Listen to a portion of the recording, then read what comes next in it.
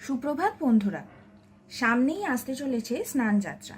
স্নানযাত্রা হলো আমাদের সনাতন ধর্মাবলম্বীদের কাছে একটি বিশেষ দিন। জ্যৈষ্ঠ মাসের পূর্ণিমা তিথিতে সংগঠিত হয় স্নানযাত্রা উৎসব। স্কন্ধপুরাণ অনুযায়ী রাজা ইন্দ্রদ্যুম্ন যখন জগন্নাথ দেবের কাঠের বিগ্রহ প্রতিষ্ঠা করেন, তখন থেকেই শুরু হয় এই স্নানযাত্রা উৎসব। এই দিন জগন্নাথ দেবের আবির্ভাব দিবস বা জন্মদিন হিসাবেও পুরীতে ধুমধামের সঙ্গে পালিত হয় এই দিনটি।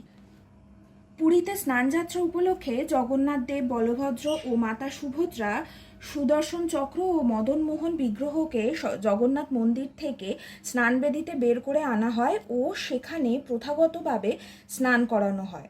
এই বছর স্নানযাত্রা পালিত হবে বাংলা 7ই আষাঢ় 1431, ইংরাজি 22শে জুন 2024 শনিবার।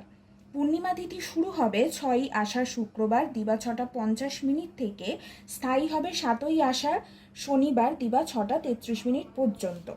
পুরীতে সোনাকুয়া নামে একটি বিশেষ কুয়ো আছে। সেখান থেকে পুরীর মন্দিরের পুরোহিত ও সেবকগণ স্নানযাত্রার জন্য 108 ঘড়া জল নিয়ে আসে এবং সেই জলে বিভিন্ন রকমের ভেষজ ঔষধি ও সুগন্ধি মিশিয়ে নানান ধরনের মন্ত্র উচ্চারণের দ্বারা শুদ্ধিকরণ করে সেই জল দিয়েই প্রভু স্নানযাত্রা বিধি শুরু করে। প্রভু স্নানযাত্রা বিধি চলার পরে স্নান পর্ব শেষ হবার পর প্রভু জগন্নাথ ও বলভদ্র ধারণ করে গজবেশ ও মাতা সুভদ্রা ধারণ করেন পদ্মবেশ। প্রথাগত বিশ্বাস অনুযায়ী এই স্নানযাত্রার পরেই প্রভু জগন্নাথ, বলভদ্র ও মাতা সুভদ্রা অসুস্থ হয়ে পড়েন। মনে করা হয় এই 108 ঘড়া জলে স্নান করে আক্রান্ত হয়ে পড়েন এই তিনজন। এই সময় এই তিনজনকে গোপন কক্ষে ভক্তচক্ষুর আড়ালে রাখা হয় ও মন্দিরে পটচিত্র রেখে সেখানে নিত্য পূজা চলে। এক পক্ষ কাল বা 15 দিন বাদে এনারা সুস্থ হয়ে ওঠেন। তারপর তারা রথে চেপে চলে যান গুন্ডিচা মন্দিরে, যা রথযাত্রা নামে পরিচিত। এই পবিত্র দিনে আমরা নিজেরাই বাড়িতে প্রভু স্নানযাত্রা বিধিটি পালন করতে পারি। আর কিভাবে করতে পারি সেই ভিডিওই তোমাদের সাথে শেয়ার করছি। তাহলে এসো আজকের এই ভিডিওটি শুরু করা যাক। প্রথমেই আমি প্রভুকে আরতি করে নেব। জয় জগন্নাথ, জয় জগন্নাথ, জয় জগন্নাথ, জয় জগন্নাথ, জয় জগন্নাথ, জয় জগন্নাথ। আমার এই বিগ্রহটি পুরী থেকেই কেনা এবং এটি পাথরের, তাই আমি এখানে পঞ্চামৃত, সুগন্ধি জল, ফলের রস সব কিছু দিয়েই স্নানযাত্রাটা দেখাবো। আর আপনাদের কাছে যদি এরকম কোনো পিতলের বা পাথরের বিগ্রহ না থেকে থাকে, যদি পটচিত্র বা আলেখ্য থাকে, তাহলে সেক্ষেত্রে একটি পরিষ্কার কাপড়ে জল নিয়ে সেটি দিয়ে মুছিয়ে নিতে পারে। আমি এখানে প্রথমেই পঞ্চামৃত বানানোটা দেখিয়ে নেব। এখানে আমি কাঁচা দুধ নিয়ে নিয়েছি, এর মধ্যে এই যে দইটা আছে অল্প করে নিয়ে নেব, ঘি নিয়ে নিলাম, অল্প একটু মধু নিয়ে নিচ্ছি, আর নিতে লাগে শর্করা। আমি এখানে শর্করায় মিছরির কটা টুকরো নিয়ে নিলাম। অবশ্যই তুলসী পাতার সহযোগে করাতে হবে স্নান। আমি এখানে একটি তুলসী পাতা নিয়ে নিলাম পঞ্চামৃততে। এখানে অষ্টকমল এঁকে রেখেছি এবং একটি তুলসী পাতা দিয়ে রেখেছি। প্রভুকে আমি স্নান পাত্রে বসিয়ে নেব। জয় জগন্নাথ। ঘণ্টার ধ্বনির সহযোগে স্নানযাত্রা উৎসবটা পালন করতে হবে। পঞ্চামৃত দিয়ে স্নান করানোর জন্য একটি বিশেষ মন্ত্র আছে। মন্ত্রটি হলো ইদং পঞ্চামৃত স্নানিয়ং শ্রী বলভদ্র সুভদ্রাবাং জগন্নাথায় তে নমঃ। এই মন্ত্র উচ্চারণ করতে করতেই আমরা প্রভু স্নান করে নেব, অথবা জয় জগন্নাথ বলতে বলতেও করাতে পারি।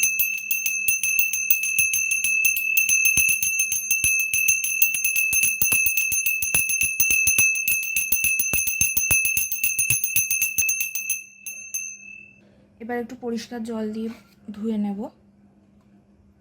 জয় প্রভু, জয় প্রভু জগন্নাথ, জয় প্রভু জগন্নাথ।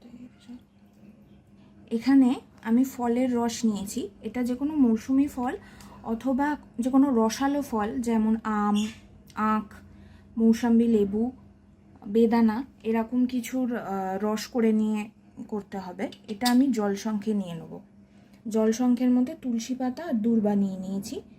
এটা জল শঙ্খের মধ্যে ঢেলে নিয়ে এটা দিয়ে স্নান করাবো। আচ্ছা, ফলের রস দিয়ে স্নান করানোরও একটি বিশেষ মন্ত্র রয়েছে। সেই মন্ত্রটি হলো ইদং ফলোদক স্নানিয়ম শ্রী বলভদ্র সুভদ্রাভাং জগন্নাথায় তে নমঃ। জয় জগন্নাথ, জয় জগন্নাথ, জয় জগন্নাথ।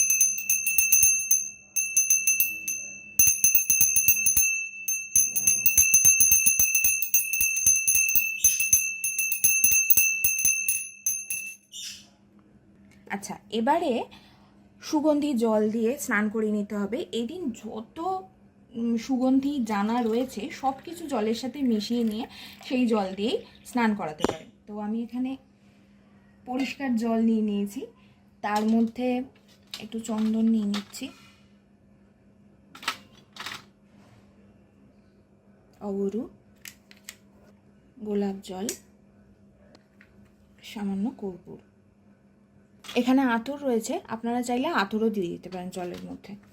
দিয়ে একটি তুলসী পাতা দিয়ে নেব। এই যে সুগন্ধি জল দিয়ে স্নান করানো হয়, এই পর্বটাকে বলা হয় গন্ধদক পর্ব। আচ্ছা, গন্ধদক পর্বের বা সুগন্ধি জল দিয়ে স্নান করানোর একটি বিশেষ মন্ত্র রয়েছে। মন্ত্রটি হলো ইদং গন্ধদক স্নানিয়ম শ্রী বলভদ্র সুভদ্রাভাং জগন্নাথায় তে নমঃ। জয় জগন্নাথ।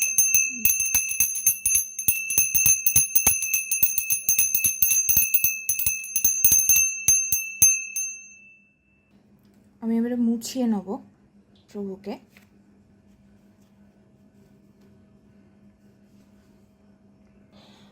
আসনে বসিয়ে নিচ্ছি। এখানে আমি প্রভুর সাজ শৃঙ্গারের জন্য প্রচুর জিনিস নিয়ে এসেছি, তো আমি সেগুলো দিয়ে সাজাবো। তার আগে আমি দুজনকে দুটো পইতে পরিয়ে নিচ্ছি। আগে বলভদ্রকে পরিয়ে নিলাম। জয় বাবা বল, জয় জগন্নাথ। এবারে আমি তিনজনকে বস্ত্রগুলো পরিয়ে নেব। আমি তিনজনকে বস্ত্র পরিয়ে নিয়েছি, পরিয়ে নিয়ে সাজিয়ে নিয়েছি। এবারে ফুলের মালাগুলো দিয়ে নেব। জয় বলভদ্রের জয়, জয় জগন্নাথের জয়, জয় মাতা সুভদ্রার জয়।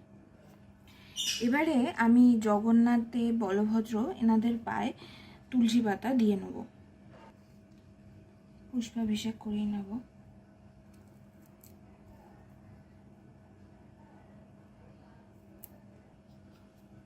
সবাইকে একটু করে চন্দনের ফোঁটা পরিয়ে দেব।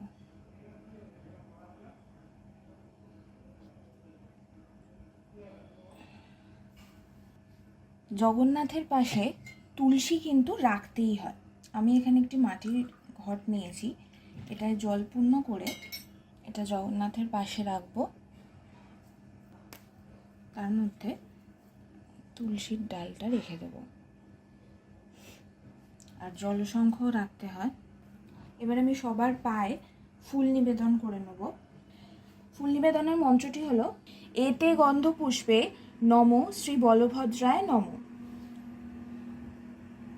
জয় প্রভু বলভদ্র। পুষ্প নিবেদনের মন্ত্রটি হলো এতে গন্ধ পুষ্পে নমো শ্রী জগন্নাথায় নমঃ। জয় প্রভু জগন্নাথ।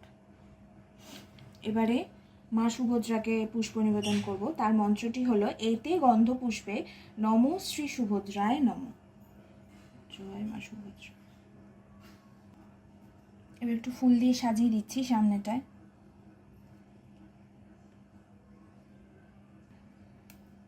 প্রভু জগন্নাথকে একটা তুলসী দল নিবেদন করে দিলাম। আচ্ছা, এনাদের প্রণাম মন্ত্রটি হলো নীলাচল নিবাসায় নিত্যায় পরমাত্মনে বলভদ্র সুভদ্রাভাং জগন্নাথায় তে নমঃ। জয় জগন্নাথ, জয় বলভদ্র, জয় মা সুভদ্রা। এবার আমি ভোগ নিবেদন করব। ভোগে আজকে মিষ্টান্ন দিচ্ছি। তুলসী পাতা সহযোগে ভোগ নিবেদন করব। এই যে আজকে আমি মিষ্টি নিবেদন করে দিচ্ছি।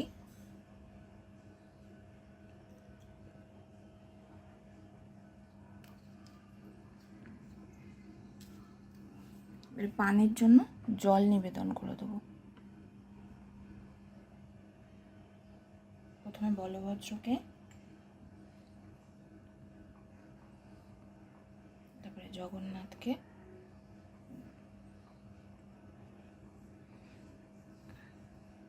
তারপরে মা সুভদ্রাকে।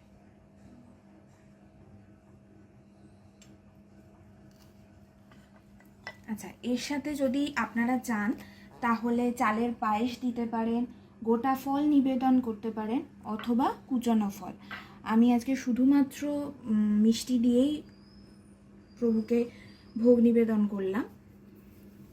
আচ্ছা, এবার আরতি করে নেব। আরতি করব আমি সুগন্ধি ধূপ, তেলের প্রদীপ, পঞ্চপ্রদীপ, কর্পূর আর ময়ূরের পাখা দিয়ে। ঘণ্টার ধ্বনি সহযোগে আমি আরতি করে নেব। প্রথমে ধূপ দিয়ে করছি। আচ্ছা, 7 বার করে আমি এক একটা উপাদান দিয়ে আরতি করব।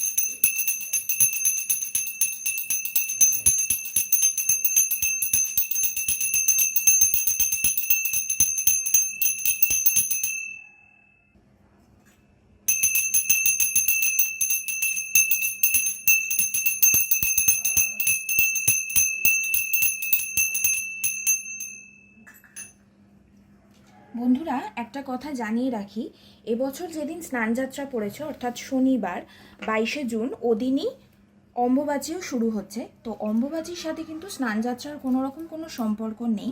আপনারা বাড়িতে এইভাবে সহজ সরলভাবে অবশ্যই পুজো করে নিতে পারবেন, সেটা নিয়ে কোনো বাধা নেই।